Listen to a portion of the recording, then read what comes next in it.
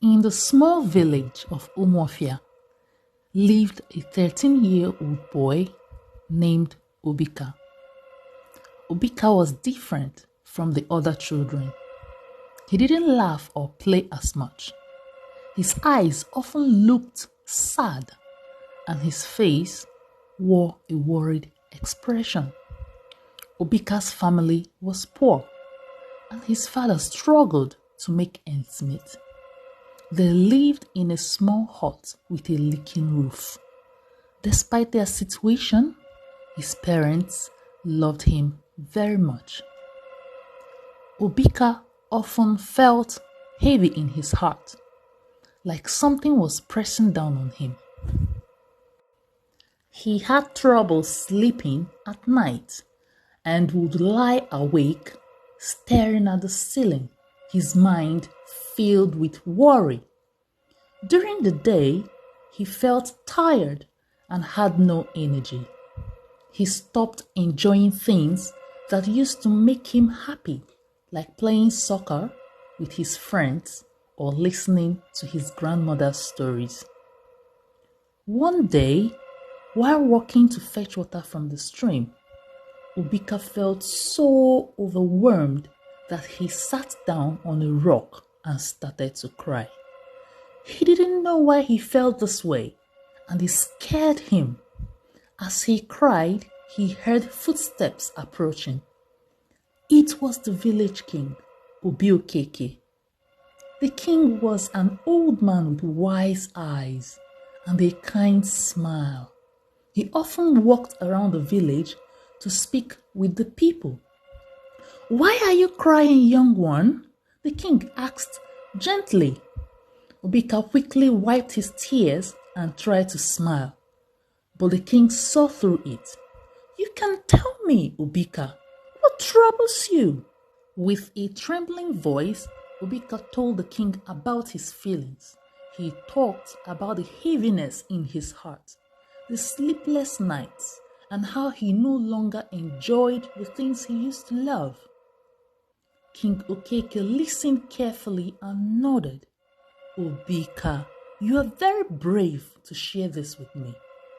What you are describing sounds like depression. It's a serious issue, but it can be helped." Obika looked up with wide eyes. "Depression?" he asked. "Yes, it is an illness that affects your mind and your body. Many people, even adults, feel like this sometimes, but you don't have to go through it alone," the king explained. "There are ways to feel better. Talking about your feelings is the first step." The king took Obika to the village healer, who gave him herbs to help him sleep better. The king also arranged for Obika to speak with a wise woman in the village who knew a lot about the mind and emotions. She taught Obika and his parents about depression and how to cope with it. She suggested simple exercises like taking walks and talking about his feelings. The village came together to support Obika. His friends visited him and included him in their games, understanding his need for patience and kindness. Slowly, Obika began to feel a little lighter. He started to smile more and even joined his friends for soccer again. One evening, as the sun set over Umuofia, Obika stood outside his hut and watched the sky turn orange and pink. He felt a sense of peace he hadn't felt in a long time.